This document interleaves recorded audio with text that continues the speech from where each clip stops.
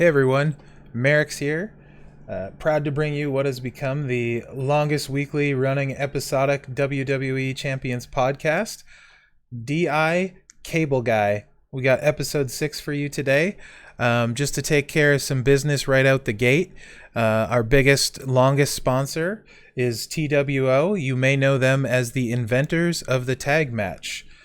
TWO pinning the competition since 1897. As well as Big Red, it's delicious.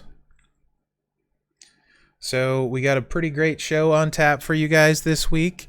We're going to do some talking about this week that's going on, which there isn't a lot of stuff going on. We're going to talk a little bit about Feud last week, in particular the new Masters of the Universe guys and how we thought they were during Feud. So we'll get into that, and then we're going to transition into some striker discussion. I know every week one of the highlights of the show is introducing the week's guest. So this week I anticipate will be no different. Our guest this week is Dr. E. He has some multiple personality things going on. Never really sure if he's going to be Dr. E. He might be Dr. W. He could also be Dr. K. You never know for sure. I think he's here as Dr. E today. He is a Champions player, but he has multiple accounts, so depending on the day, depends on the account. I don't know if he's actually any good or knows what he's talking about. This is another week where I had to scramble for a mystery guest at the last minute, and he is what I could get, so he's what you get. With all that being said, Dr. E, I appreciate you being on the show and can't wait to see what you bring to the table this week. It's good to be here, Mherex. If it makes you feel any better, while I personally don't really know much about the game, I am here with my puppy of positivity, and he is incredible at this game. So he's going to be providing me kind of little notes across the table for things to mention. So we should be fine. Does anyone ever clap for your puppy? Yeah, I mean, unless they're sour. But people tend to not dare to be sour. Right, because the puppy has the power of positivity, I believe you said? Yeah, he is the puppy of positivity. Is positivity actually a word? I am not positivity about that. Okay. So I guess that means... Yes, it's a word. What are you talking about? Of course it's a word.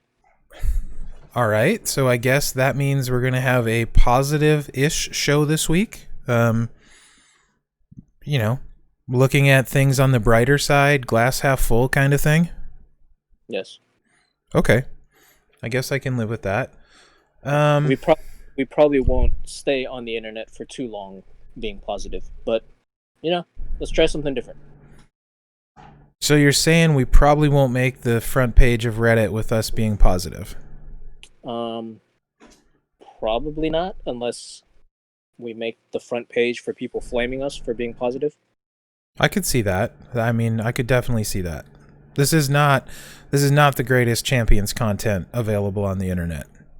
No, I mean, we're here to get likes and views. I don't think we ever promised to do anyone any service. I certainly didn't. I don't know what you've been promising people.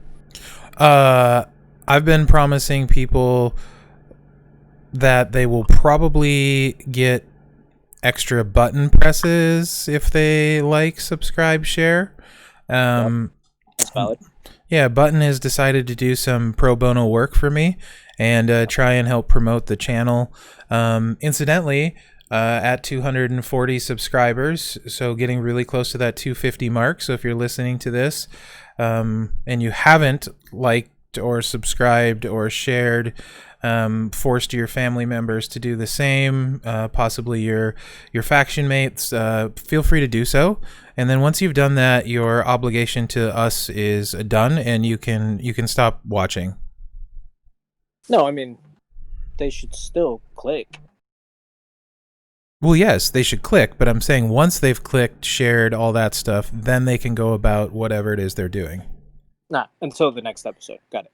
Right, yes, exactly. Wait, Although are there really people that listen but that don't subscribe? I mean, that's borderline sociopath. I mean, what's there are, you might be interested to know my Discord server actually has more people in it than I have subscribers.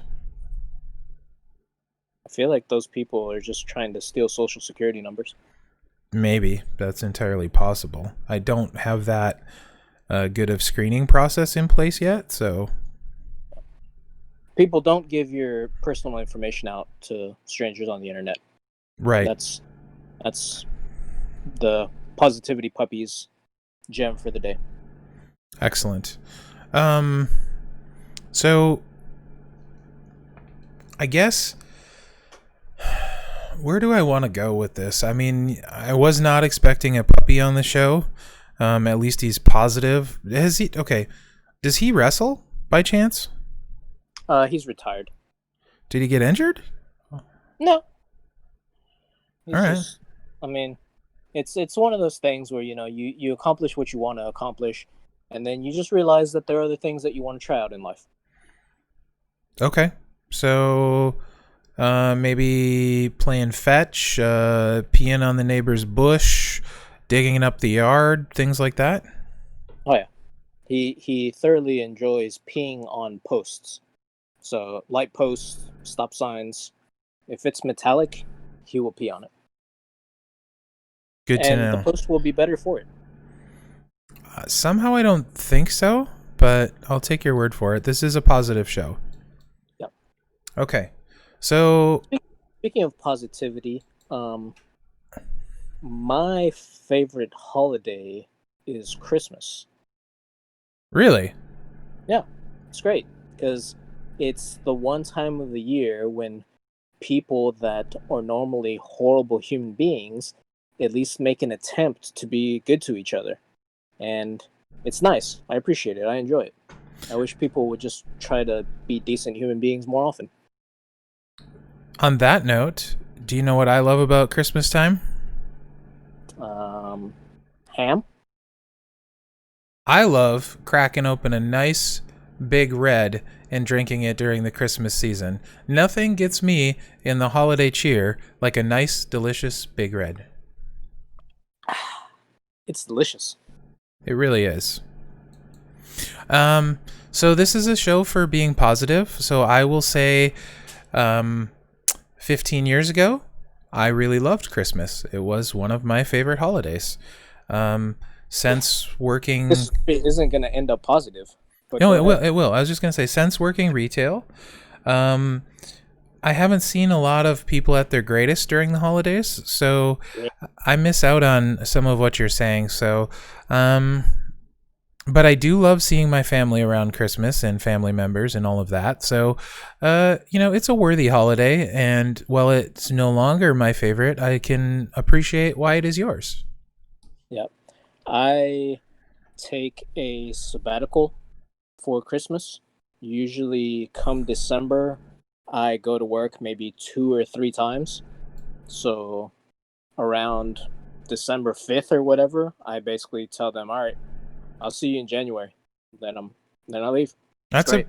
That's a pretty great reason to like Christmas. So, along the Christmas theme, we have, I'll call it an event. It doesn't have an event tab per se.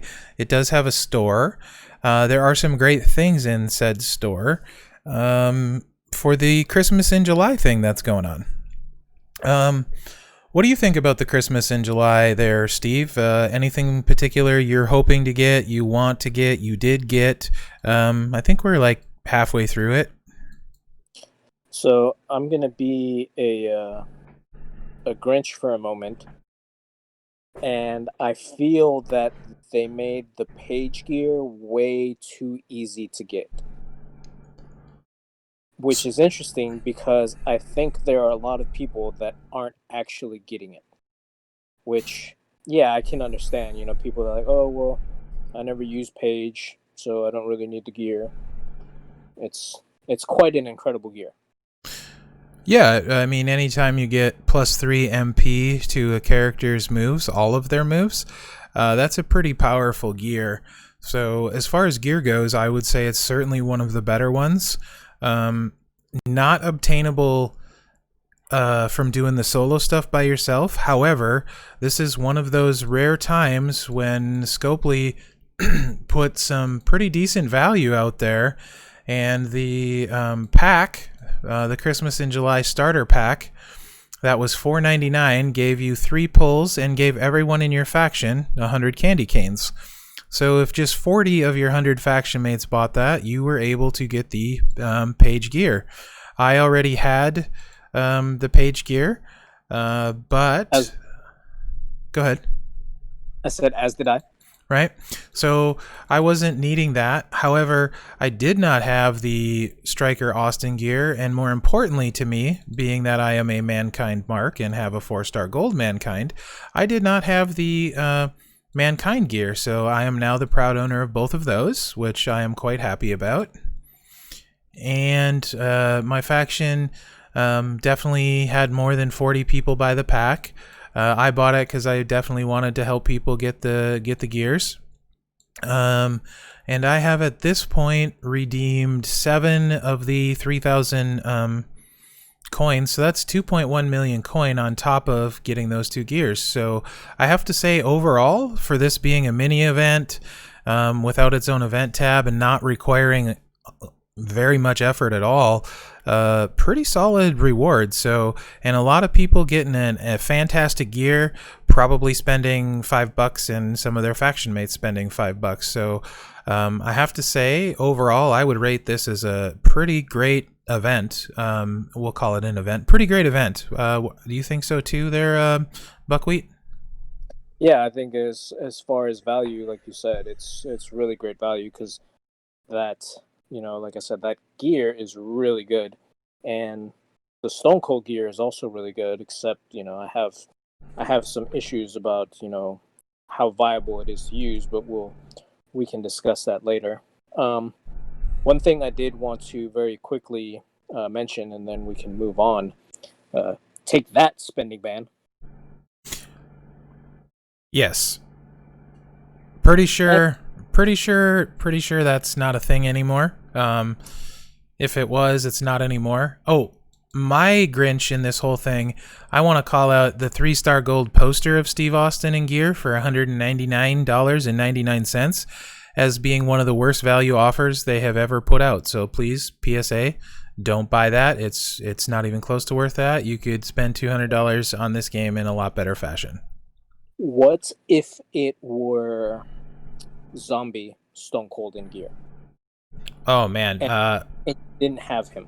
uh, as so I don't really use Austin anymore, but that being said, he will save you a ton of health packs, and depending where your roster is at, it would certainly be worth it. The That gear, dude's useful. yeah, and the gear makes him a lot faster because it makes those silence gems you're turning into purple gems hit way harder, so it does make him faster. So I would say yes to that one for sure.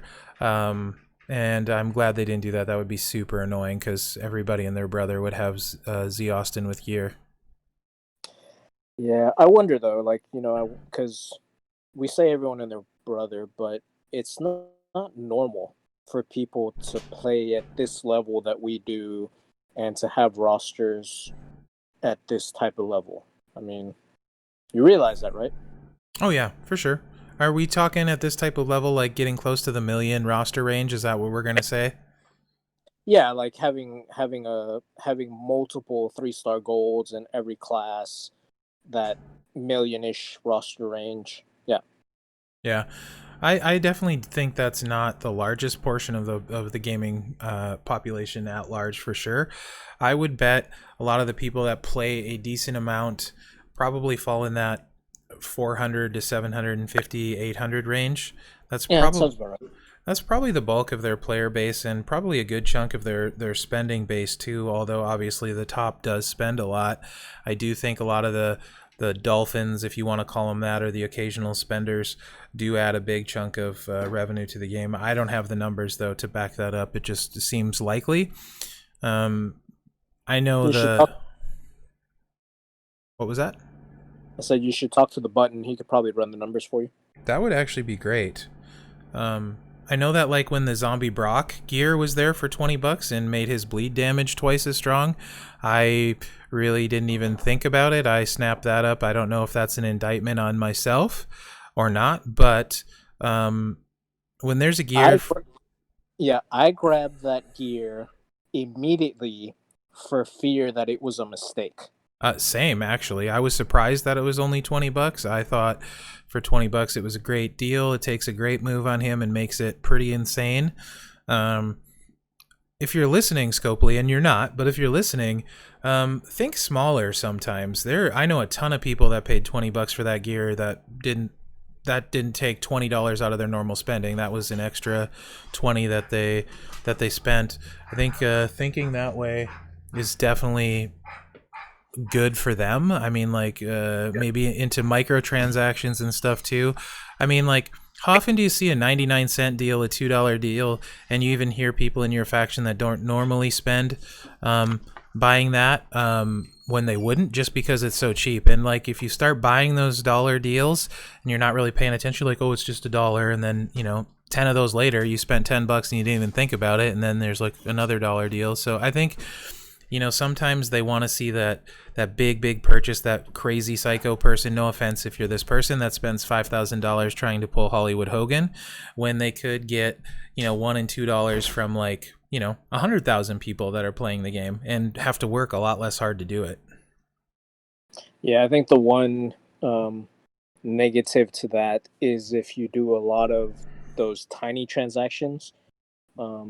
Since most people have this tied to like a credit card or something like that, it would make it very easy for your account to get flagged. Because I mean, if you have a lot of tiny transactions very quickly, usually that'll be a flag to get your card blocked momentarily, which is kind of annoying. I got you. That makes sense. But I mean, like you wouldn't have to release tons of them every day. Like you could have like a daily dollar deal, like a daily, $2 deal kind of thing, and Yeah, that makes sense. Yeah, I think Yeah, they it's one should. of those things where it's annoying when they have something and there's multiple of them available, but you have to buy them one at a time. Like if it's a good deal and someone wants 5, just let them pick 5 and then make one transaction. Yeah, absolutely. They could do that too. Like when it's like the VIP for a good deal and you can buy like a limit of 5, just let you click 5, for example, kind of thing is what you're talking about. Yeah. So yeah, overall, I think this is pretty great Christmas in July event. It doesn't require a lot of effort, some decent stuff there, some decent rewards. The tours are pretty easy, so I mean even if you're not like you said, I mean there are probably people who can do it with almost doing none of the tours. But like you said, like if you're able to do the tours, it really doesn't take a lot at all. And then depending on what you want to do, yeah, I mean if you want to get the Mankind gear, great. If you want to get the Stone Cold gear, great. I ended up getting them just because why not? I figure coins and tokens, you're gonna have other opportunities to get those, but gears are kind of not as common. So if there's a chance to get it, yeah, whatever. Yeah. Especially on the off chance that you do end up later on in a tour or something where you have to use one of these people. Yeah, I think anytime you can get a gear, you should get it. It's not always going to be there. Whereas the coin, like you said, you're always going to be able to earn more coin, but the gear isn't always there. So definitely, if you have the option, grab the gear. Once you have the gear, I think the coin is the best value on there by far. So after the gears, I would say grab the coin. Yeah, one thing an interesting point of view, and let's I'd like to hear your thoughts on this. What if you are, let's say, one or two tokens short of evolving someone that is very high caliber? To make this personal to you, let's say someone is one token short of leveling up Dango or evolving Dango. If you can, Would at that point, is it worth it trying to fish for that one missing token? Because I almost feel like fishing for the token at that point, if you're literally like one short, because you could easily go weeks, maybe even a month without seeing a certain token if you, depending on what you're able to do in the events. yeah, if it's a top tier guy and it's someone you need to strengthen your roster and you're one token away, like it's a 1 in 6 chance you're going to get that token. But if you don't take the chance, it's a 0% chance you're going to get that token. So I can Hard see, hitting analysis. yeah. So I would say if you're not getting a lot of those 4-star gold tokens, then that's a different story. Same thing with the prize wall. That's on every month. I buy the Blitz tickets first now, then I buy all the coin, and then I usually actually after that will buy props, the prop packs. But I could see an argument for TP or tokens. But when you can buy the 4-star gold tokens, if that's your holdup, if that's the only place you get a decent amount, you should definitely be getting them. Probably right after coin and Blitz tickets. Yeah, I mean, it's important to really identify what your blockers are for leveling, Yep. and then use these prize walls and use other methods to try to boost yourself when at all possible. 100%. I couldn't agree more. So, like, what I do, as long as we're on a side tangent here, when I go into a month, I actually, as you know, have spreadsheets, and I will check the tokens I have, make sure I have enough to evolve the guys I want. I'll check my training points and focus on guys that I have a bunch of TP for, and try not to focus on guys I have no TP for. I'll actually also take into account the monthly character and start farming at the beginning of month for the color TP I'm going to need for him to try and compensate, because if you're going to take him into the 4-star range, you're talking about 1200 to 1700 TP depending how far you're going to go of each color, and there's 3 of them. So that's kind of how I look at it and decide who I'm going to bring up for that month. And every month I try and get to that 250k so I can max talent up, which gives you, especially lately, you're talking like 5 million coin just from the talent up. You're getting a ton of the 4-star gold tokens, a ton of the 5-star silver. So it feels like you're not even losing out on tokens when you're maxing the talent ups now, which have been pretty great. So definitely identify your slow points, grab what you need from the prize wall to fix that, and really focus on getting your roster ready every month for those talent ups. Yeah, I mean, for me personally, going into this last month, I was completely broke, so I had to spend a lot to max up the talent up. So I had almost no coins, and I had almost no TP in the colors that I needed for Cena. So the whole event, buying TP bags, using auto clear tickets, buying the TP from the showdown, and yeah, basically over the course of the month, I was able to get the coins and the TP necessary to get Striker Cena all the way up to 4-star gold. Nice. So yeah, definitely focus on what you need. Obviously, if you don't have the characters to really do all the tours and all the requirements, yeah, maybe you might not be able to do it to that extent. But the point is, like, yeah, if you don't know what's stopping you, you're not going to know what to focus on. So really, if you're at the point now where you really want to, do things better, I'm all for doing things efficiently. Really take a moment, look at, plan what it is that you want to do, and then look to see, okay, what is it that you really need to get there, and then go from there. Absolutely. Also this week on the 2nd, according to the blog, they're going to be dropping some kickback tours. I think that's usually like normal, hard, and hell.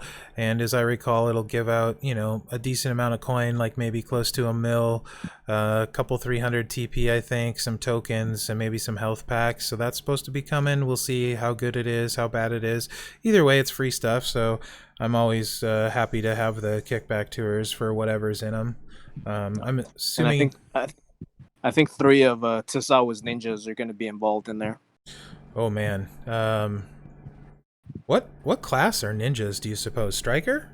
Yeah, dude, come on. Of course they're striker. I mean, the first release is going to be striker, but then they'll release a blue ninja that's aggro, and then a red ninja that's powerhouse. But the initial release is going to be your traditional, like, Ninja Gaiden style ninja, and yeah, he's striker for sure. All right. Well, I'm just checking. You never know. Yeah. You gotta watch out for those ninjas, though. Unless you have Big Show handy. Moving along. Also, there's going to be a 4th of July event. Not a lot's known after that. And then it looked like on the blog post with update 44, I believe is what they're calling it. We're going to get a redesign of the events. And then it looked like they were showing off the event that's for July. So it looks like a month long starting in July. My guess would be probably Monday, which is what, like the 5th or 6th or something like that. And there's no way. Okay. Well, I'm sure you have your sources there, Fred, but I'm guessing Monday. And it looks like, according to the blog picture, it's going to be Killian Dane, the dude from Belfast that's super hairy, as the freebie. And for some unknown reason to me, looks like Lana is the chase. So that those two don't really make sense together for me. So unless like Bobby Lashley is the Mega, or Nikki Cross is in there somewhere, or someone else from Insanity, I don't really understand what the thought process is. And even if they are, I don't understand how Insanity or Killian Dane would cross over with Lana or Lashley. But, whatever. I think they were just called Sanity, not Insanity. Whatever. Details. Just saying. And also, it's been said that Lana is the best Lana number 1. Clap, clap. If by best you mean worst, yes, Lana's the worst. So, why you hate women? It's not that. I love women. I just don't like Lana. She's not a good wrestler. All right. I don't think anyone is making that argument. Right. So she's not a good wrestler, so I don't want her in the game because Yeah, I could put neither Nikki and Brie Bella. Right. I mean, but they're way better than Lana though. So there's tons of cool females we could get that we don't have. I would take any of them, like the whole NXT ladies roster. Nikki Cross is on the main roster and not in the game, so I'm sure there's a bunch of others I'm not even saying. But yeah. Anyway, that's what that looks like. So this past feud, a lot of feuding. There's a lot of flash feuds. I like flash feuds because the rewards are good, but they're also very grueling, tiresome, that kind of stuff. I played a decent amount in all of them. I kind of went about it different, especially the last one. I went in with a low roster. I wanted to try and have some fun. So what I did is I did an all Masters of the Universe feud lineup. So I used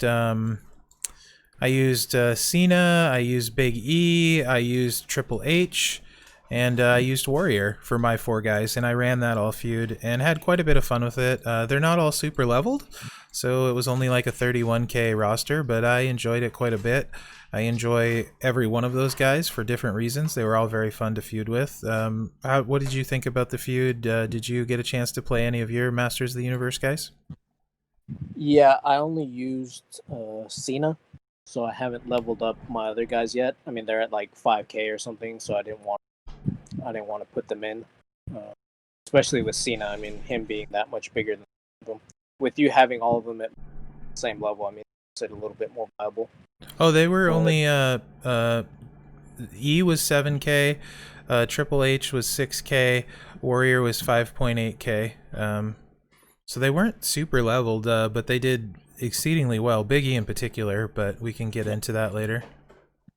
yeah, I mean what's really nice about them is that basically all of them can be turned. So Yeah, they're definitely good characters. Very useful. A lot of them. Warrior to me is the biggest surprise. He plays really well for a showboat. He does a lot more damage, at least at the level he's at, than I was anticipating. Recycles really easily. Couple viable move sets. Oh,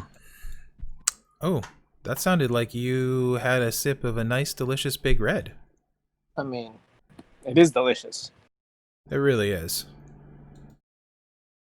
And you can actually run Warrior with his one build, the blacks, and make him turn one all the time, or you can use his choose move reds and have it be a hair slower, or maybe put a guy like Batista for red move damage, but then you'd lose out on his cross breaks. But yeah, so I thought Warrior was pretty fun. He's doing a lot more damage than I thought, so I plan on taking him up to 4-star gold. The only question is it Warrior or Z-Kane for me going up? I'm having a lot of fun playing Warrior, so it may be Warrior first. And he can... I would double Fury gem damage strap him up since he's blowing the board up and kind of go to town with him. So I really am impressed with Warrior. Like him a lot. Like his playstyle. Like his build. Love his move animations. Yeah, all lots of fun. Triple H I didn't play a lot. Still seems pretty good. That turn 1 in feud, blown up most of the board. Definitely performed very well. I'll probably talk about him more on another show after I've got a chance to play him very, very much. But he seems really, really good too. What do you think? I have nothing to add to that. Yeah, I mean, mine isn't leveled either. I'm waiting for the next event, and then yeah, once that event is live, depending on what I need for talent up, I mean, I may just level him all the way. So right now he's fairly unleveled. Gotcha. I gotta talk about my man Big E. He is a problem. He is awesome. Just awesome. Super fun to use. Actually, might be my favorite guy to use currently. I got him up to 7.5k. Really, I had done everything I needed to do in the event, or I would have maxed him out. So I'll just wait for, coin and TP events to start on the next monthly, and I'll max him at 4-star bronze right away, and then use the subsequent talent ups to get him to 4-star gold. But the blue black build, moving the pin bar back, is just incredibly strong, super fun. I love him. He's one of my favorite guys. Way better than Seth Rollins. Oh, yeah, not even close. They're not even in the same conversation. Big E would destroy him all day. I honestly would put him as the second best Trickster in the game, with Hollywood Hogan being first. You could probably make an argument for Trickster Macho with gear. I don't know. I don't have either of those two, but some of my buddies that have Macho think Big E might be better too. Either way, he's the second best Trickster or third best Trickster in the game. I don't see anyone other than those two potentially beating him, so that's pretty awesome. Yeah, and really what that means is that for most people, he's already their best Trickster. Straight There's up. not a lot of people have those guys. For sure. I mean, during the, I think he had that daily tour against Acro Triple H, and for the Hell mode, I think mine is like level 50 or something, and I was able to 3-star the Hell mode just because he just keeps going and going and going. Great. Yeah, he's amazing. I went into the new tour, what is it, the Royal Rumble tour on Hell mode, and fought a 14k X-Pac with mine at 7k and won easily. I mean, he's just really good. So that actually brings me to Cena. I feuded with him the most. I used him to carry my roster. This may surprise a lot of people. Like I said, I did go with a smaller roster, but he was my guy that I needed to finish guys when they had 4-star golds and stuff like that. Used his quicker moveset, the turn one destroy blacks kind of thing, and then set up the row breaks to make more row breaks. I was very, very impressed with him. I still didn't put any medals on him, and he did very, very well. Not a lot of strikers can run turn one in feud, so I actually super enjoyed using him in feud and could see myself doing that in the future quite a bit, actually. Yeah, and especially like he's turn one and you're blowing up most of the board. So you're going to be doing really good damage and probably refilling most of your moves. I mean, you want to try to refill your yellow as much as possible because you use that to refill your black and then repeat it all over again. So he's great. Yeah, super. I think he's super underrated. A lot of people missing the boat on him. Maybe don't know how to play him, aren't comfortable playing him, but he's way better than people think. Very useful character, and I definitely am happy with how he turned out. Um, yeah. So I don't know if you're ready for this or if you want to keep talking about him in general. But I think early on, at the beginning, we kind of gave some impressions about him. But now we've had a chance to play him a lot more, use him a lot more, especially in a full feud. I think it would be interesting to now go through it again and really identify what strikers you would rather have than Cena at this point. Okay. Because, like you said, there aren't many strikers that are going to be turn one for feud. So that's already big bump in utility that he's going to have over a lot of guys. So if you watched our feud episode, which I'm sure you all did, if not, go back and listen to it. When talking about turn one guys, there's NWO Ted, there's Sting, there's Dude Love, and there's Austin. And most of those guys are doing their secondary color. NWO Ted does choose black, but I think it's a smaller amount of black. It still gets the job done. Whereas Cena, I mean, you're gonna blow up, I would say, 3 to 6 rows most of the time.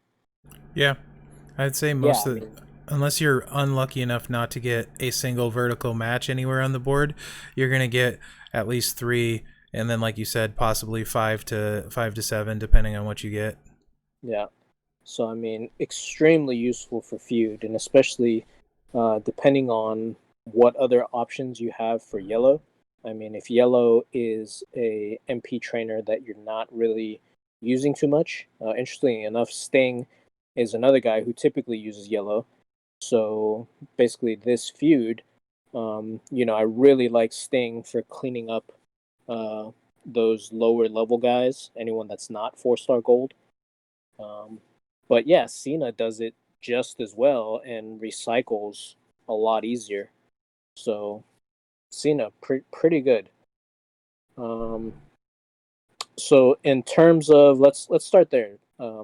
Since we're talking about feud, um, of those four guys, so we said NWO Ted, Sting, Dude Love, and Austin.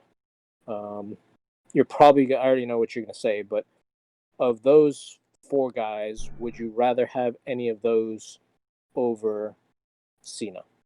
So obviously NWO Ted for sure. I, I Um, believe I believe in a previous episode you very erroneously said that he might be the best striker in the game, which is just blasphemous. But we'll get there. there's a reason this is your first time on the show, and it probably will be your last time. But yeah, we can get there. Um, Um, so I'd rather have NWO Ted. If I had, I think. if I'm not back, the puppy's not coming back. Oof. All right, He's I'll, such a good puppy. I'll have to lend some weight to that. Didn't think about that. Um, Assuming you have Rezer, I think I would rather have Sting 4-star gold. I just feel like he is really, really, really good all the time, super consistent. I think Cena potentially can hit bigger, but Sting is going to be way more consistent, so I probably would go Sting. But it's close. It is close, yeah, Yeah. I absolutely. think Sting also gets he gets the extra benefit of the fact that he's an MP trainer, Yes. whereas Cena, I mean, I don't even know what he does as a trainer. Reduces red damage by 20%. So very Yeah. niche as a coach, but Yeah. I use him. Um, what were the other two you said? Were they Dude Love and Austin? Yes. So those would have a asterisk for me, and that asterisk would be the boss plate. So assuming I wasn't going to use the boss plate on NWO Ted, which I think I will, Dude Love is an insanely good candidate for that boss plate because he can make seven or not make seven MP to make yellow gems, choose move. So you're gonna get those cross breaks out. I would not cause a pin. I would do a 4-row break to catch one more blue and then charge the destroy move, which is a choose destroy, and then destroy all of those cross breaks, blowing up the board. That's how I would run Dude Love. I think if I have access to a legendary strap and that skill plate, I would rather have Dude Love, but also I'm a Mankind Mark, and those are two big caveats. Without that, I think I'd go Cena. Yeah, I mean, if your auntie had bullocks, he'd be your uncle. I have nothing to say, True. but I think you're Think right. about it. No, it Yeah. makes sense. Austin is kind of in the same boat because he chooses yellow, but he has no destroy. So I think I'd probably still rather go Cena, maybe? Question mark. It'd be close. Without it, for sure, Cena. Yeah, I think at 5-star he has a move that destroys greens maybe or blacks. Does something.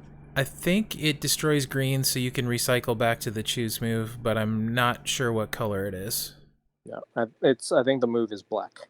Okay. I believe Cena, it looks like, is going to get a sub, which should be interesting considering his sometimes takes a little bit longer to load the one move set that guarantees you blowing up the board. That could potentially be interesting. Maybe if it leaves protect gems on the board and you're turning them. I don't know. Either way, could potentially be interesting. Who knows, though? 5-star. Yeah, it depends how much it costs. Yeah.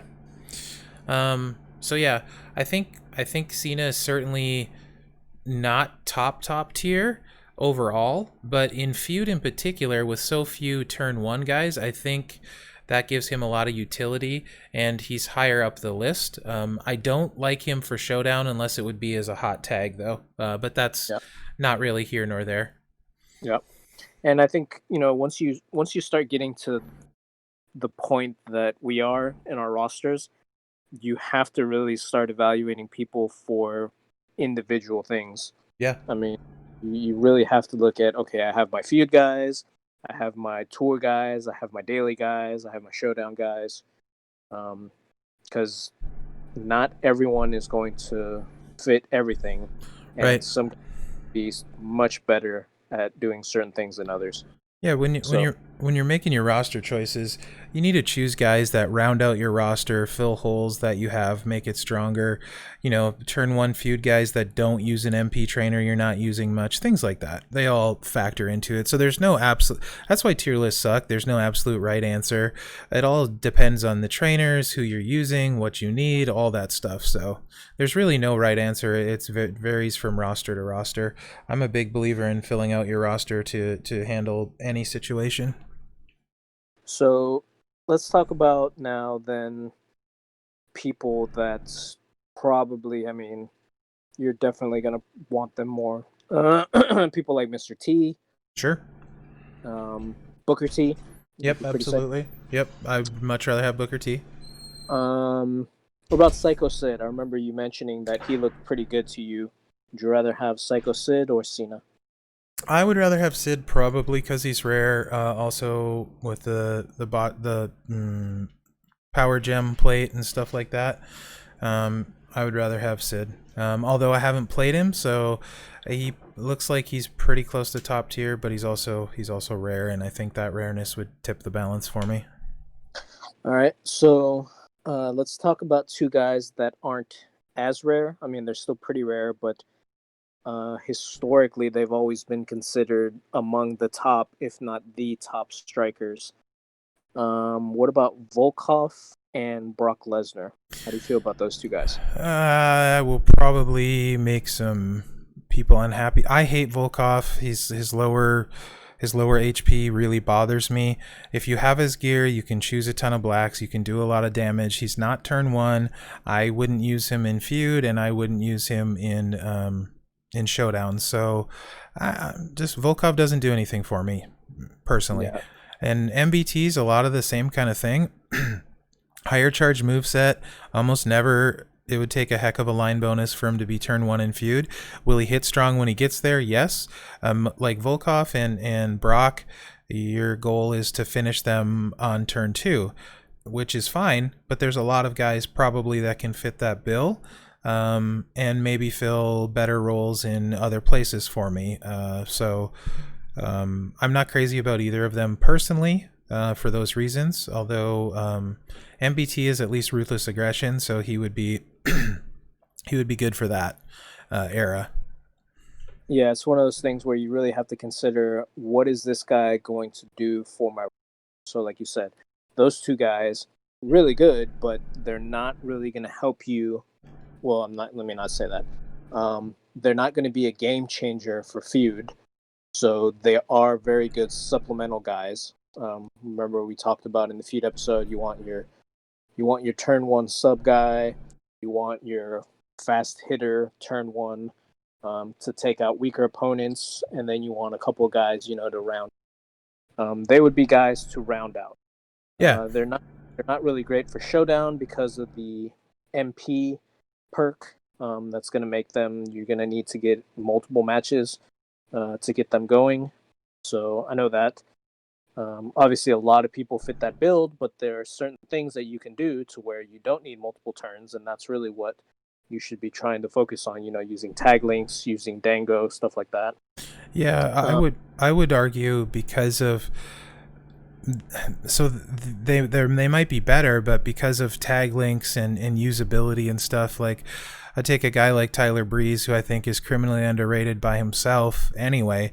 I would much rather have Breeze than either Volkov or NBT, because I know I can partner him with Dango and Showdown, and it's game over. Yep. Plus, he's a modern gen striker. There's not a lot of them, although NBT, ruthless aggression, that counts too. Also, part of it, like there's some guys I'd rather have that probably I would rather have either of the NWO, Hall, or Nash than Volkov. Yep. You're getting ahead of me. Oh, all right. Well, I just don't like. They're good, but I just don't care for Volkov and MBT, and I could go off on a tangent there. It's probably not necessary. Yeah. No, I mean, I feel pretty much exactly the same way. They're both very good. But yeah, I mean, I would much rather have Tyler Breeze than those two guys, assuming that you have Dango.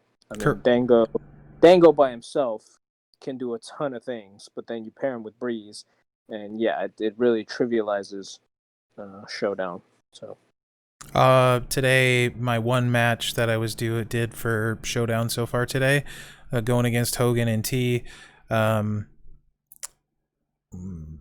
Hogan did Hogan things on turn one because the perks aren't in play right now. Did a little bit of damage on Dango, and he was at like 320k.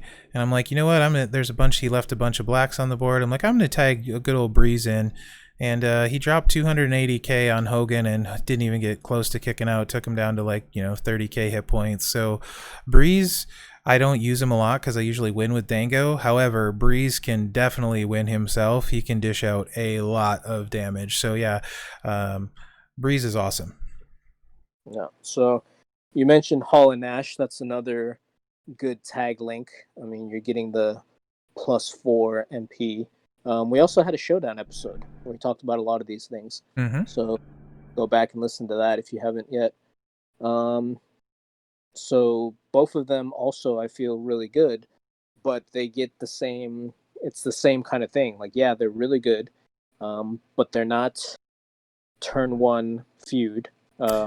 Nash actually was because of a line bonus this past feud, but usually they're not going to be turn one feud. They're if you have both of them, they become viable in showdown because they essentially negate the MP perk. But again, still slower than Dango. So as far as you're concerned, turn two is slow. Yes. So yeah, I mean, generally easily considered top tier.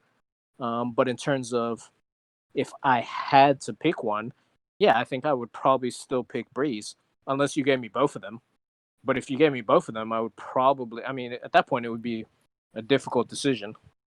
Yeah. So if you had Dango and you didn't have either Hall or Nash, and you had to pick both Breeze. Hall and Nash. No, hold on. If you had Dango, you don't have Hall, Nash, or Breeze. Yep. Would you take Breeze or would you take both Hall and Nash? Breeze. Yeah, I mean, I agree with you. The only Hogan and T is better in Showdown. Maybe some of the Hall of Fame links, maybe, and that's a maybe. So, like, literally, it makes my Showdown life so easy. I wouldn't even need to think about it. Like, The thing is, we're talking about Showdown right now, but every once in a while they'll throw a tour at you with a ridiculously hard tag team match, and then you can just go, "Oh yeah, Dango." Right, Dango, Breeze, all the way. Not hard anymore. Right. So yeah, those guys I definitely rather have Breeze. Hall and Nash are a good combo for sure. Individually, Hall always loses a lot of life when I use him. For me, he always wins, but he loses a lot of life. And Nash is by himself is a turn slower, and then he can do some amazing things, blowing up a lot of the board. He's got to choose that you can choose his row breaks along with his random row breaks, and then he's got that 5x1 area he makes black. So essentially, you connect one black with your choose, and you're blowing up the all but one row. So he's very good.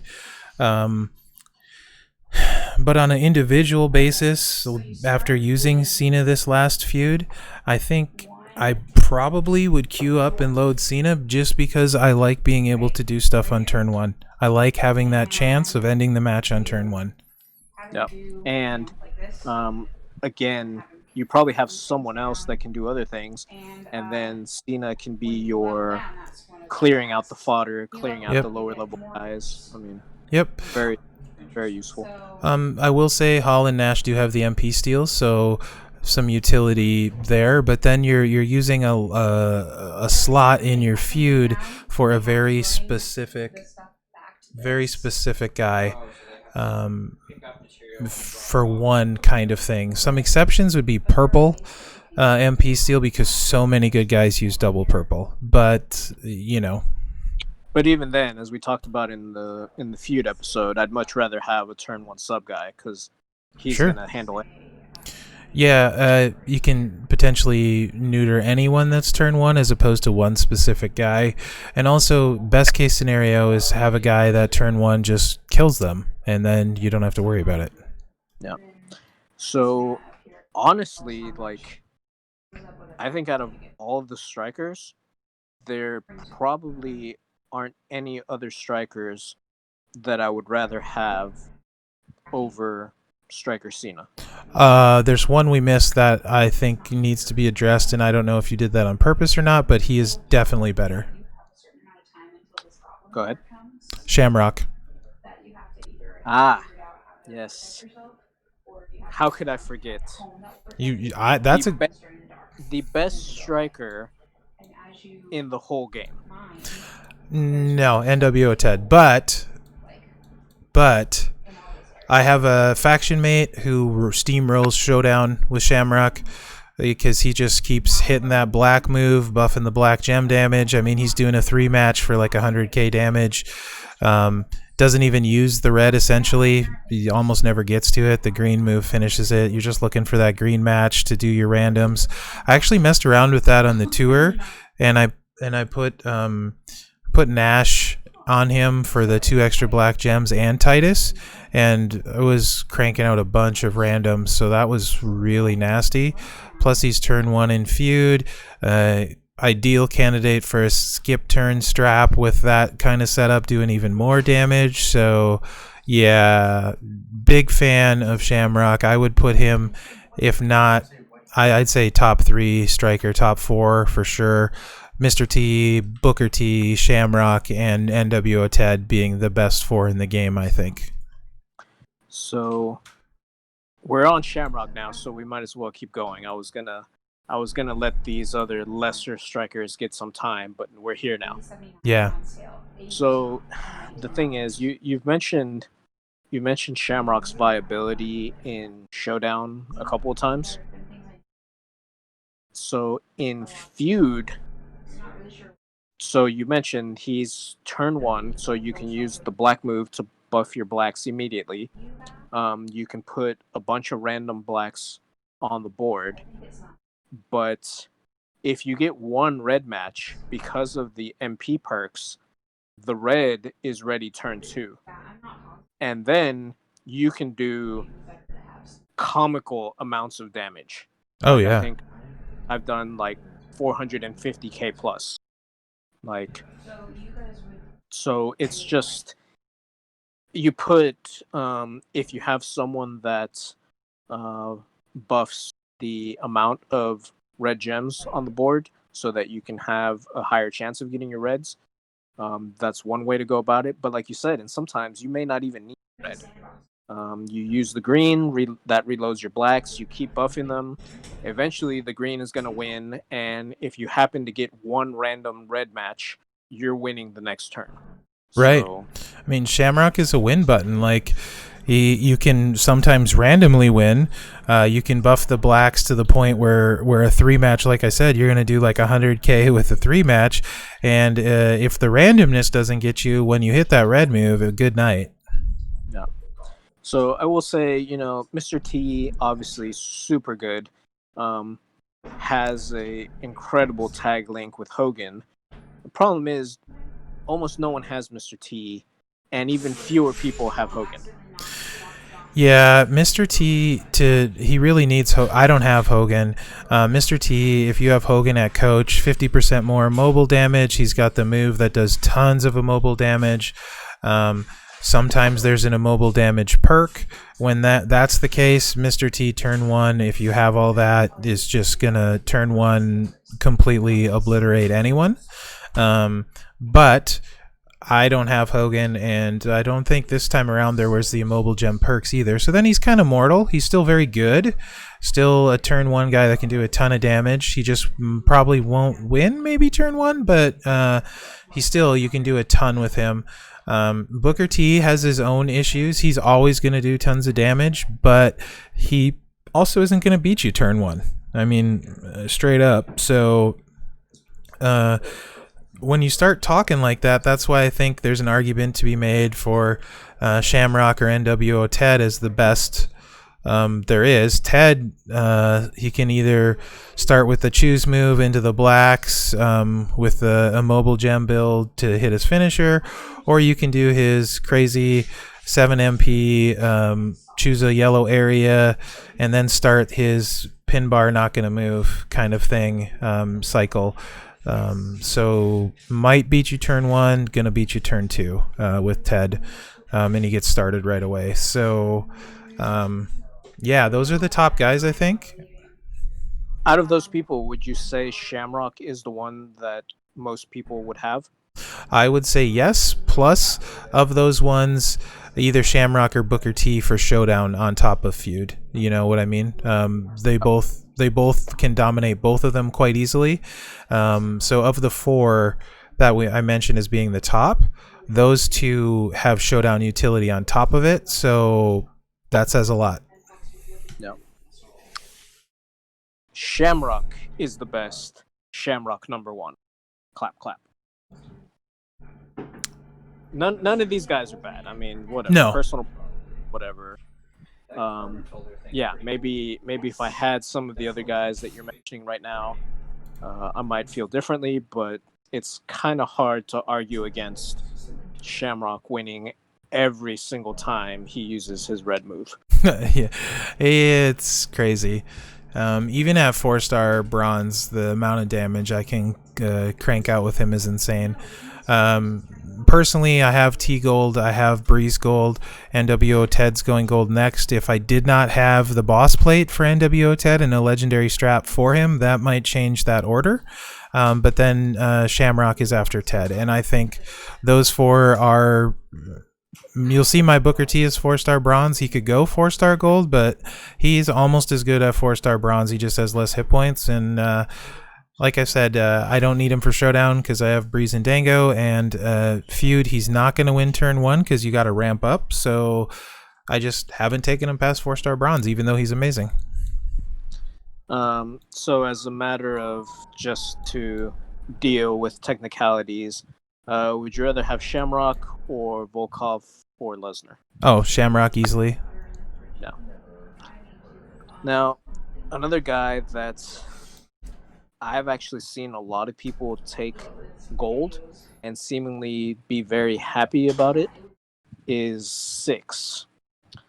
I know how I feel about Six, but before I lead the witness, I will let you go ahead and do your thing.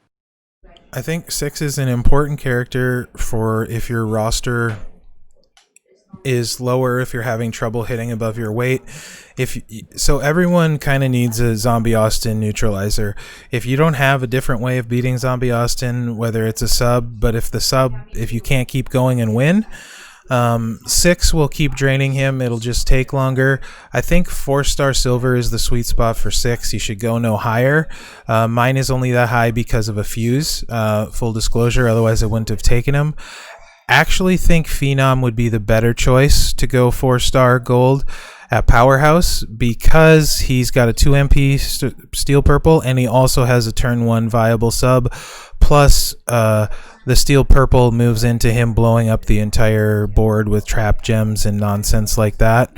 So of the two, he definitely, in my Phenom, would be the better way to go. However, you do need a counter to Zombie Austin, and if you can't beat him after you sub him, like you let him fill up for whatever reason, then Six might be a viable option. But I feel like 4-star silver is his sweet spot, unless you don't have a decent striker at all, in which case maybe you take him to 4-star gold. But I would, assuming you have Rezer, I would rather take Sting. I mean, Cena's going to win faster if you would want to take him while he was free. Six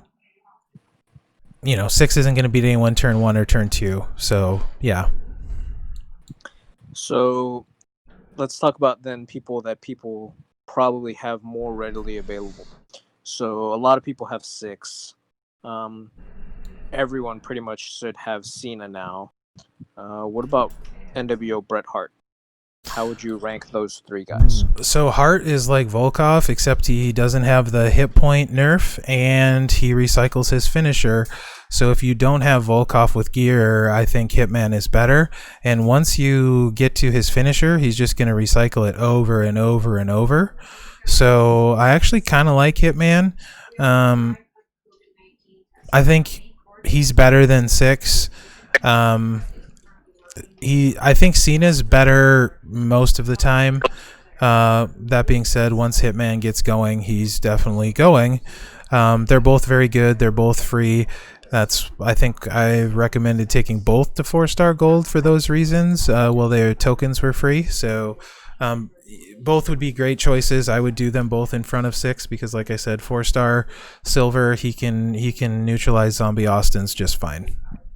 Yeah, so the reason I bring that up is because both of those should be people that almost everyone has. Yep. And I personally think it's not a good idea to be taking Six to gold when you could be putting those resources on those two guys that we both think are better. I agree. So, all right. So, and then you have at striker a bunch of other guys that kind of are similar to how you describe Six. Like, they're going to win and they're going to do a lot of damage. It's just that they're not quite as good as the people that we've been talking about. One guy that I think is an absolute jerk is Vince. Oh yeah. So I seemingly, anytime I run into him in like a tour or something like that, seemingly it feels like there's no way to stop him from doing a chunk of damage.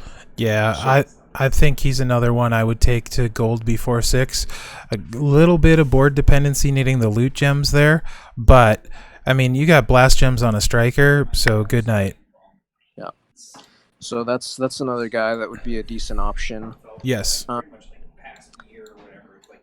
Let's talk about Striker Austin for a second. So we talked about how he has the turn 1 off color choose move, which is on a striker solid, right? Yep. Now we have this Christmas loot, which buffs his sub damage, his Christmas gear. Sorry, I think 75% more.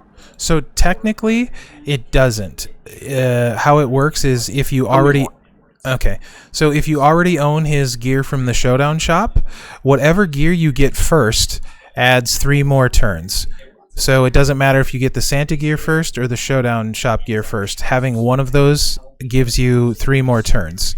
When you get the second one, they do 75% more damage per turn. So it doesn't really matter the order you get them.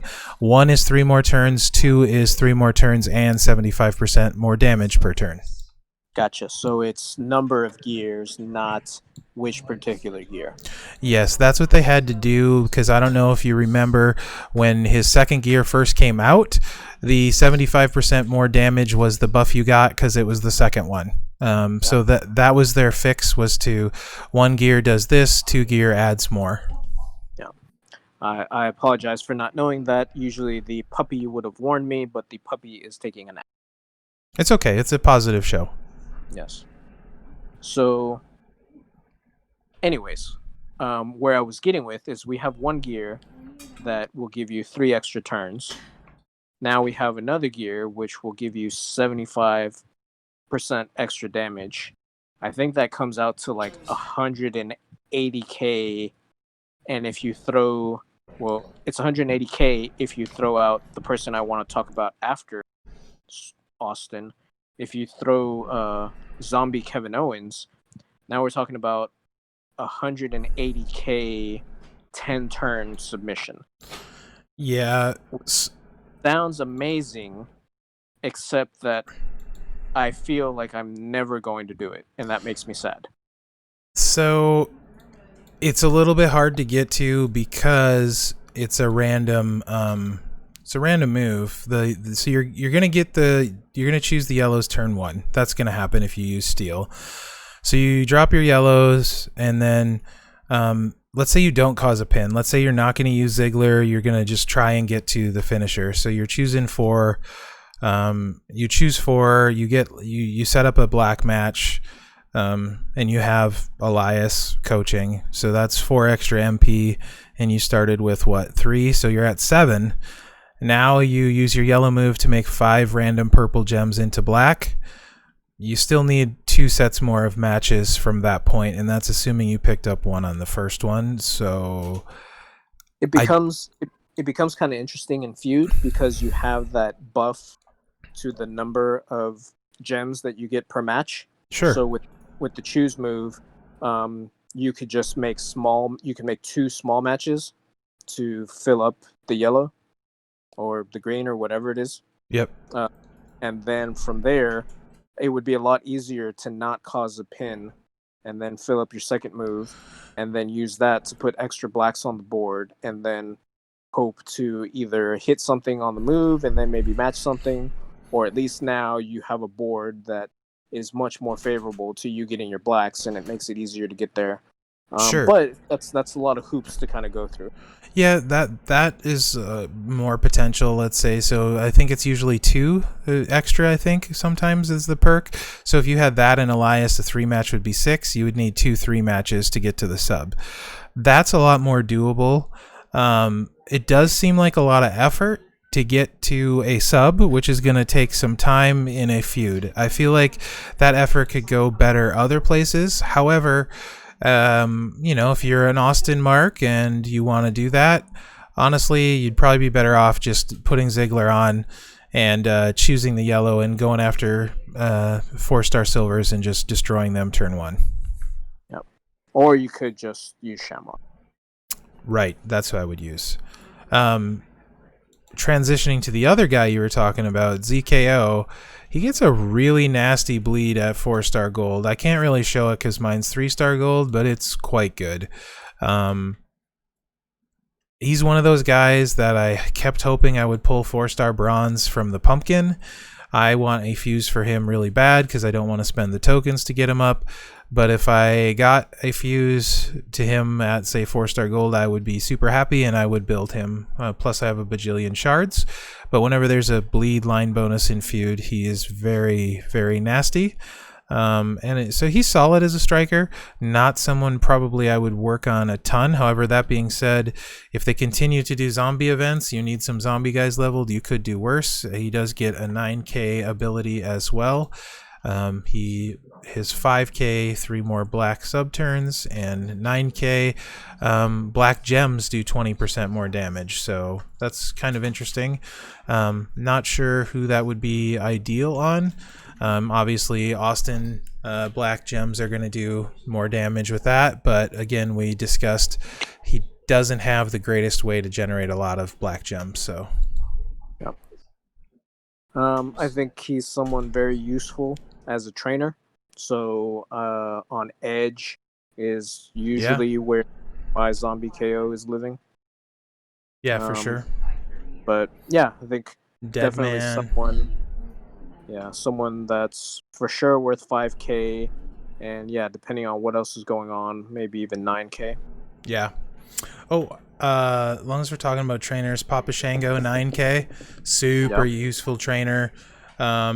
50,000 more hit points kind of thing. So if you're having trouble 3-star in hell mode or hard mode, or even getting through hard mode, Papa Shango makes it way more doable. He's one of the better 9k investments I've made for tours and such. So definitely a great 9k trainer and a guy to work on. And Vince, along those same lines, if you max him out, you can actually spam the loot gem prop and break loot gems and do 3.5 or 4k damage, and just spam the props that no one uses and win with a super low guy, because your loot gems are going to do a ton, which is a handy little tip for people.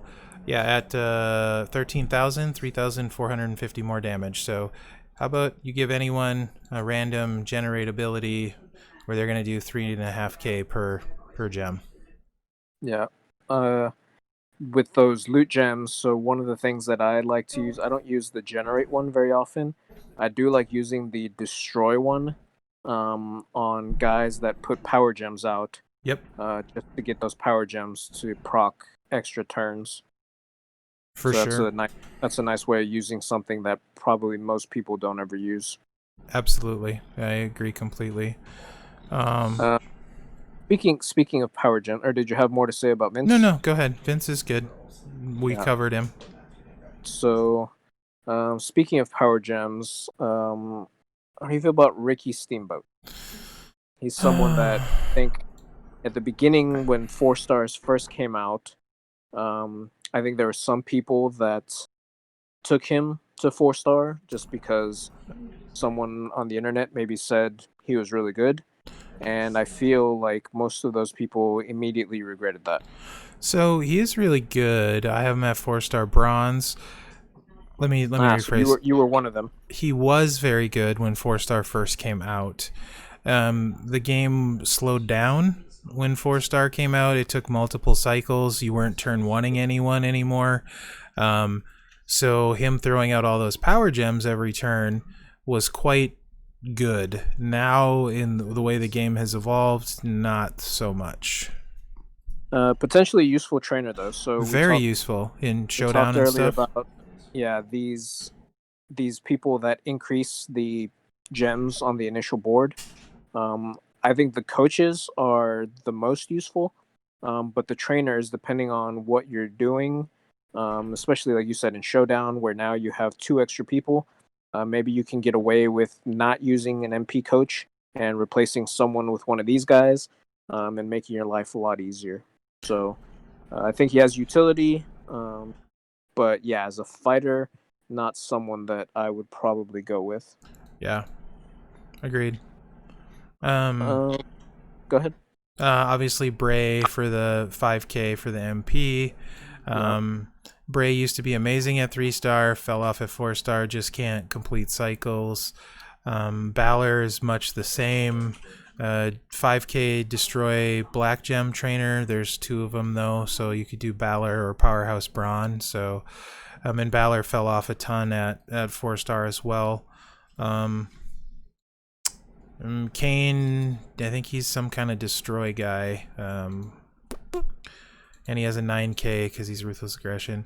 So moves that destroy multiplied gems will destroy 6 more, and then moves that destroy black gems will destroy 1 more black gem. Kind of niche. I don't know that I use Kane for anyone, but I'm sure there's some guys out there that generate a lot of multi-gems that he would be useful for. You know who that would be useful on is on Baron Corbin. But that would assume you leveled Baron Corbin. Sure, but Baron Corbin was another one of those guys that early on, got a lot of love. He can do a ton of damage, but it requires setup. Yeah, the board. You know what's interesting? He's like the striker Slick Rick, but not as good. Sure, he doesn't have a sub, Mm. but same kind of gameplay. Like you gotta you gotta load a couple of different colors, you gotta do some things, but once you have all that set up, you can do one really big move and it's very impressive, and you're probably gonna win. It's just a matter of if that's what you enjoy doing, which I mean there are people that really like Slick Rick. So if you like Slick Rick and you hate subs, maybe Baron Corbin's your kind of guy. On those on the same line, a guy we haven't talked about, I consider my biggest mistake, Anvil. I cannot stand him. Never works. It's funny. He's really good. He is good. He just never works out as well as he should for me. Yeah. He's good. I get why people like him. I just hate him. Yeah. Anytime you're dealing, especially with randoms, like it can go really well or it can go really not well. So. And he's in a crowded era that I happen to love a ton of Attitude Era strikers. So I wish I would have saved those tokens and went somewhere else. But he was kind of the best I had at the time, and then I just shifted gears to Sting, and then I pulled Hall, and I changed gears to him, and then I got Shamrock, and then I got Breeze, and then I got Mr. T, and then my strikers have been me wanting to levels, and then I got NWO Ted, so first world problems no one cares about, but I just really regret Anvil. Yeah. A guy that I remember you at one point were kind of big on. I've never really had any interest in him at all. Striker Ric Flair. He can do some things. Needs 4-star gold though. I didn't get him there. I feel like he definitely needs 4-star gold though. You could do worse, but you could do a lot better too. Again, Attitude Era striker. If you didn't get him there free, I don't think he's worth taking now. A guy, we're talking about how off color can be useful in striker. Aleister Black. So NXT, most people probably don't have a high NXT guy. Most of the NXT guys all play pretty much the same. You got moves that create random gems, and then your finisher kind of refills those moves back up, and you're just creating a lot of random gems that feed into each other. So I don't think he's great. I also don't think he's bad. Yeah. I can see him being very useful, kind of fun to play, and the fact that he recycles semi decently, I think, is a positive. So yeah, Yeah. I think he's just one of those guys. If you're an Alistair Blackmark and you don't have the tech, why not? You know, not as your primary guy, but yeah, he can fill some tour requirements, some NXT, some modern strikers who there's not a lot of good ones. So he's usable for sure. Yeah, I feel like um my main thought with him, because I considered leveling him for a while, was, well, it seems like they're making NXT a thing because they released all these NXT guys, but then NXT was never a thing. So Yeah, it's turned out that I thought they'd maybe do kind of like they have with NWO and Zombies, have a bunch of NXT events and be tour requirements fairly often, but that just hasn't happened. yeah. Very quickly before we forget and before someone yells at us, "Oh, you didn't mention." Take a moment to talk about the Bludgeon Brothers again. Oh yeah, Luke Harper, I don't have him. I wish I did. Amazing, really low charge moves, throws a ton of multi gems out, got an insane link with Rowan, where you're buffing your red damage like 250% or some crazy thing. You're gonna, you have one multiply gem on a red, and I don't even know what number you hit, but it's pretty crazy. So Harper's very, very good. Didn't talk about him in the top of the guys, though. You can make an argument for him being right in that group with those top 4 guys. That was an oversight on my part, for sure. Yeah, and I think it's one of those things where I think we end up talking a lot about the top guys because we want to mention them, but at the same time, it feels like the top guys are the top guys, and really you don't need to talk about them as much. Yeah, I didn't want people to think, "Oh, you guys forgot about him. Then don't you know he's great?" It's like, yeah, we know he's relaxed. Yeah, we know he's great. Neither of us have him, so he's one of those guys I wish I had 220 shards away. But at the same time, I have the era pretty well filled. I wish I had him for Pokemon reasons, having required tour guys and stuff. But if I could easily see why he would be your main striker as well, and he has a lot of people. So Yeah, I mean, I think more useful someone. Here's an interesting. Would you rather have Striker Seth Rollins or Trickster Seth Rollins? Boy. Striker probably for the training ability, because I mean, obviously that's what we're going for here, but yeah, so he's buffing bleed damage. Yeah, he's like the only bleed trainer other than I think Kyrie is a coach, but who has Kyrie? So yeah, super useful coach, and so far the only bleed guy. So yeah, Rollins striker. Poor TUF. I feel like we're bullying him. Yeah, he's not good, so he deserves it, and he had his time in the sun, so he can handle it. Yeah. Both the power gem trainers have use 5k. Nakamura, power gems, he Booker T kind of guy. Power gems do 50% more damage, and then TLO, the last outlaw taker, he gets a 9k that generates 1 extra as well. So at 9k they do 53% more damage, and moves that generate power gems will make 1 more. So both of those guys are great trainers, very useful for guys like Booker T and others. And then, of course, they partner with the Authority Triple H. He generates a bunch extra power gems, as I recall. And at 4-star, he destroys a bunch of black gems, which is sneaky interesting. It really is. I feel like he'll probably run out of enough gems to be super strong. However, I think he's better than a lot of people think. It'd be interesting to see if he gets a good move at 5-star, that fits in with his build set. Maybe can help get back to that, because he's a guy that could be potentially very good with a new style of move kind of thing. Yeah. You talked about Dude Love earlier. Yep. As a guy, he also has Black Gem Damage Coach. Very good coach, trainer, yep. Yeah, I mean, again, maybe not someone that you'll be able to use primary, but someone that in a showdown situation, like I said, in showdown, especially for the hot tag, you suddenly get that extra MP slot that that you shouldn't be using because it's a waste. So then you can start using like your gem damage, your move damage, or things buffing guys to try to win faster that way. Yeah, he lives on my Tyler Breeze for just that reason. Yeah.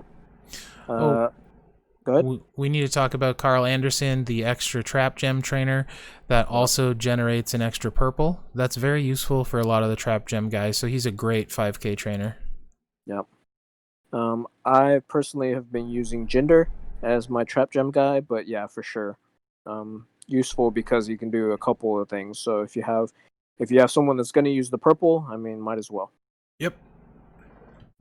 Also, very good tag link with Gallows. Not as good as Dango, obviously. I was actually looking at that. I was trying to see, is there a mini Dango out there? Like what other guys can kind of do this type of thing, but maybe not quite as good. So he's reducing the tag link. He reduces it by more turns, I believe, which sounds good, but you gain way less MP. Similar with Uso, so you're pretty much doing more or less the same thing in terms of reducing the tag link, but then you're not getting the high amount of MP to charge moves. So not only not as good as Dango, but almost to a point where it's like, what are we even doing here? Right. Potentially the blue chipper for immobile damage, if you're tagging in like a Mr. T or who's the other mobile guy I talked about earlier? Oh, Ted, NWO Ted. If you're hot tagging him in, he can buff the immobile damage on him as a trainer, so that's a possibility. NXT Roman does something, as I recall. I believe he destroys extra Kyo gems, I think. Yeah, pretty niche, so maybe not a ton of usage, but someone you might use. I mean, back when people were using Enzo a lot. Right. I think that's most of them, huh? I think we've covered most of them.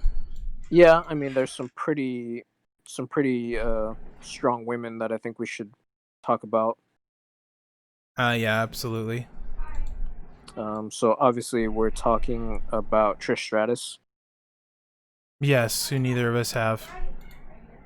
So she's Brock, literally, but the sub leaves power gems instead of nothing.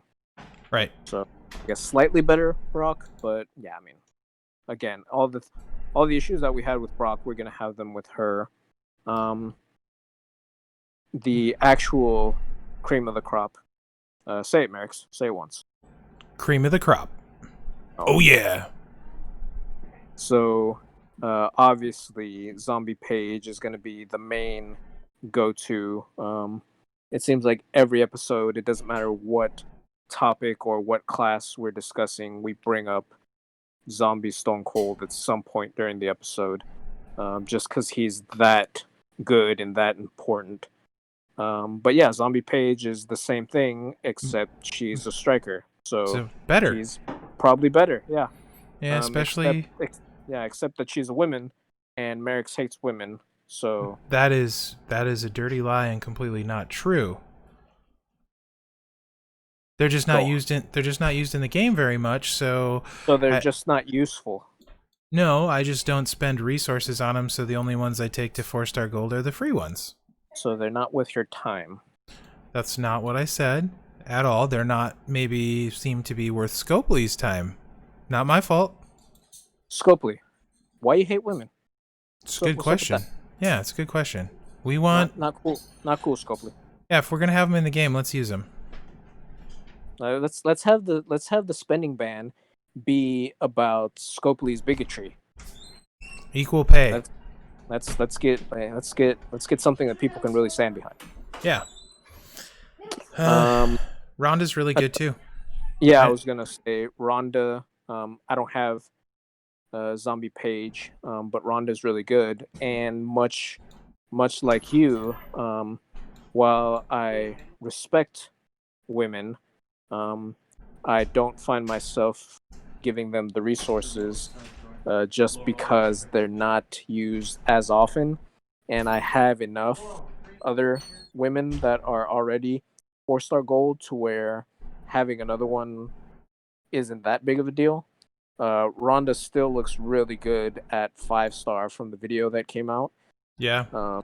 So not having Paige, but then again, Zombie Charlotte is a powerhouse and gets even better at 5-star. So I mean, really I'm does. probably not going to be hurting as far as Ronda, but yeah, Ronda's obviously extremely good. For sure. Especially if you have Zombie Nakamura, you can use the double yellow build, which I believe you find to be the superior build. That's still the case? Yeah, I would definitely do the double yellow build. So, I don't know. Are there any other strikers that you feel we need to discuss or that should be highlighted as potential sleepers? I mean, I think we even kinda... the one, even the ones that aren't really quote unquote good, like you can still win matches with them. But yeah, again, it's about resource allocation. Like, you want to focus on the great guys and really get those as high as you can. To me, Striker's the hardest class for me to make a choice and stick with it. Other than Breeze, that was my first 4-star gold Striker, and I felt like the easiest choice because of Dango. After that, it's really difficult sometimes to decide because they're all strong in their... Well, not all, but a lot of them are strong in their own ways and can do a lot of damage. So just kind of to recap, I like a guy like... that has a great tag link, so like a Breeze, Mr. T if you happen to have Hogan. Beyond that, then I start thinking like, okay, who can be good in feud and showdown? So guys like Shamrock, guys like Booker T, guys like Harper, all are at the top of the list. Those are probably and NWO Ted, not as good in showdown, but he does have a 5 MP yellow move, so he's usable there too. So I would say though those are the main guys, and after that it's other people. For me, that's just how I look at it. Yeah, one thing that I think is interesting is that I think the 4 best strikers that most people have on their rosters are probably NWO Bret, Striker Cena, Striker Sting, and Shamrock, and you almost never hear anyone talk about them as top tier guys. Yeah, Sting is super underrated for feud. He's very strong in feud. And Shamrock is just... I feel like people forgot about him. I don't know why. Maybe a lot of new stuff came out right after him. I think Booker T was shortly after that. Maybe that was part of it. But like Shamrock, he's really, really good. If you have him, you should probably work him up quickly. Yeah, especially because most of the other people that you're mentioning as better are people that are extremely rare. Right. So, just throwing that out there.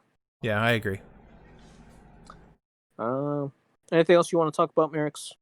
Love, life?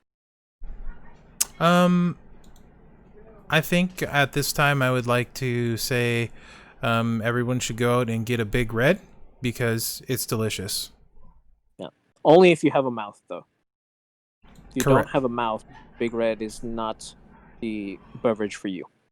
Yeah. Slow week in the game this week, so relax, take it easy, get ready for a new monthly soon. Whoa! You're dangerously close to taking my line there, big guy. This is the first time you've been on my show, George. You don't have a line. Dangerously close. No, I'm just saying, like, it's a kind of a slow week, so, you know, enjoy your week and get ready for the upcoming stuff and get ready to grind a Go do bunch of those. blitzes and Go do those Royal Rumble tours. yeah, now's a great time to do those, except you don't have any tour buffs, so don't go crazy and, try and do stuff that's really hard. But absolutely, now's a good time to work through those. Other than that, I hope you guys enjoyed this episode. I would say do me a solid and subscribe, share, all of that. Hopefully you're enjoying these. Join my Discord, ask questions. I know my mystery guests and myself both always enjoy feedback, interaction, questions. So even the troll comments are fun sometimes. We end up using those in shows sometimes and finding out interesting things. So yeah, I want to thank Dr. E for being on the show this week.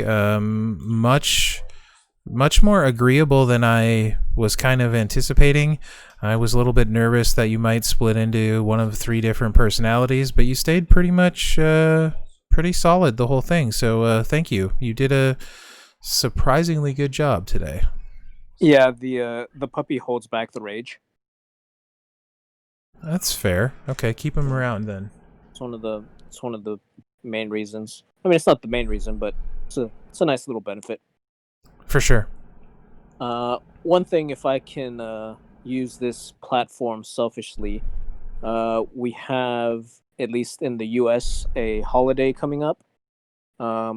Make smart decisions, people. Don't do stupid things.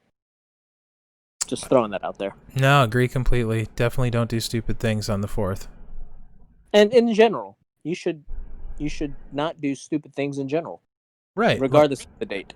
Yeah, like you should probably not spend a bunch of time watching this show because that's maybe not the smartest choice you could make. Yeah, I feel like maybe we should have put this message at the beginning. Probably could have saved people a lot of time and trouble. Yeah. Hey, next episode, let's start the episode by reminding people not to do stupid things. Like maybe level Lex Luger when you have Powerhouse Hogan on your team. That felt like a very specific personal attack. It probably was, but that's okay. Okay.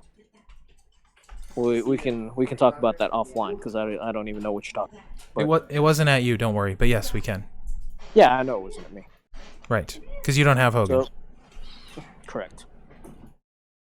So, Mherex, have you done your thing? Did you? I don't pay attention when I'm not talking. Yeah, no. Did you do the whole? I did subscribe. I did my whole spiel. Sorry, Okay. My turn. Yeah, go ahead. So yeah, with that being said, guys, relax. Remember, it's a game. Have fun with it.